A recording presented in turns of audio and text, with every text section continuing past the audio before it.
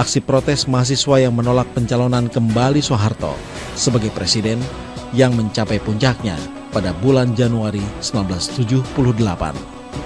Aksi mahasiswa mengkritisi kepemimpinan Presiden Soeharto mulai bergulir secara masif memasuki tahun 1977 saat Indonesia bersiap menyambut pemilihan umum.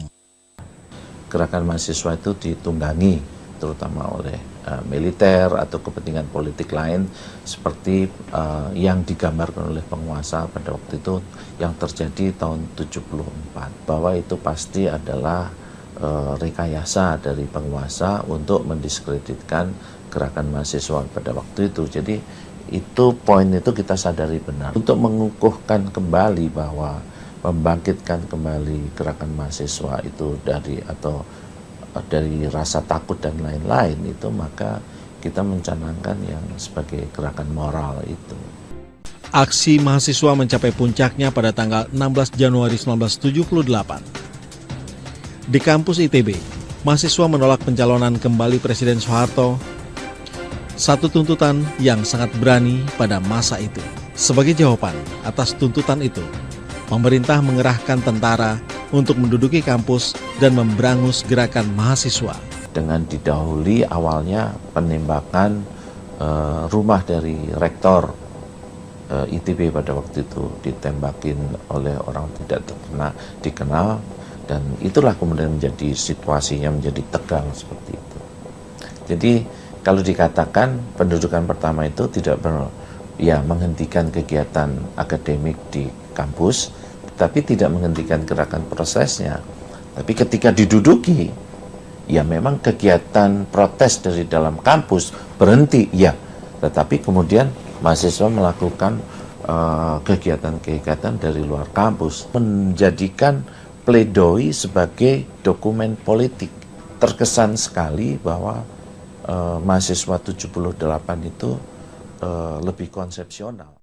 Yang saya beri judul mendobrak belenggu penindasan rakyat Indonesia.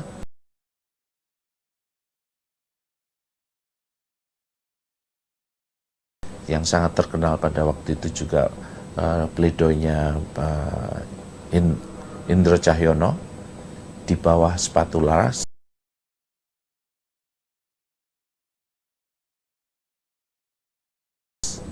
Dan banyak lagi, hampir semua terkesan sekali bahwa mahasiswa 78 itu lebih konsepsional. Itulah saya kira persoalan ini. Kalau militer itu jelas sekali, militer itu dalam bentuk fisik kasat matanya yang menjadi awal dari kebangkrutan kampus kita.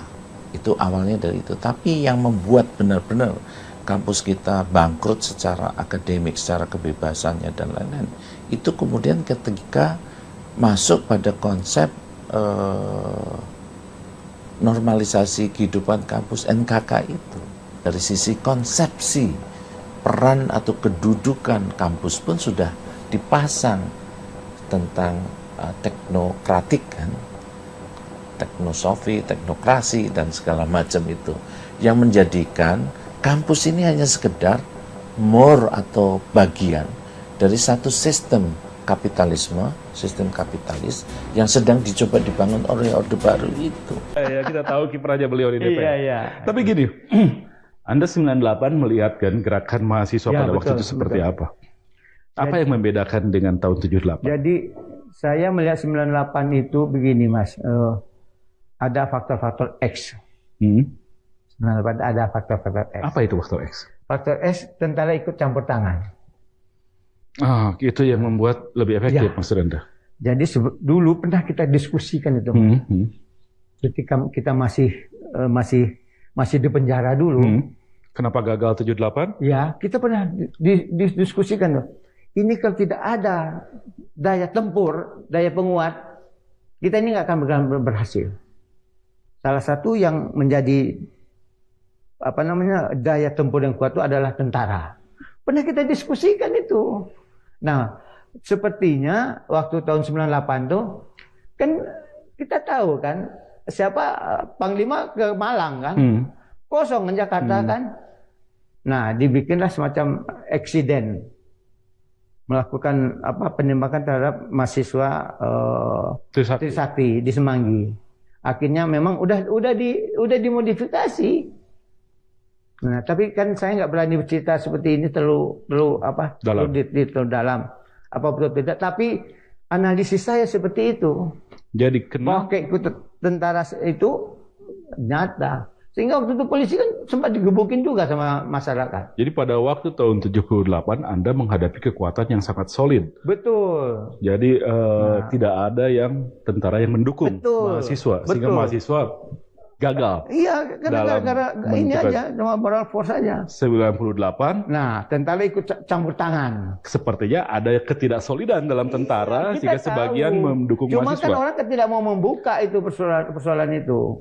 Padahal mahasiswanya gerakannya masih gitu-gitu juga, masih sama juga lah katakan. Malah kalau kita melihat tidak begitu solid waktu 98 itu. Cuma ada yang tukang kipas. Baik. Nah, yang tukang kipas ini tentara. Saya ingin tahu yang tahun sekarang. Ada lagi gerakan mahasiswa yang mulai muncul belakangan ini dan Anda juga ikut-ikut dengan yang namanya petisi 100. Iya. Tapi nanti kita bahas di segmen berikut. Kami akan segera kembali. Ya. Saya termasuk petisi 100. Oke. Di petisi 100 tuh banyak juga jenderal-jenderal. Kemarin tuh bicaranya mengebung-ngebung, Mas. Ketika kita mengadakan silaturahmi. Ada juga bekas Kak Saal di situ. Ada bekas Pak Soeharto namanya. Banyaklah beberapa jenderal. Mereka bikin semacam kelompok kerja gitu.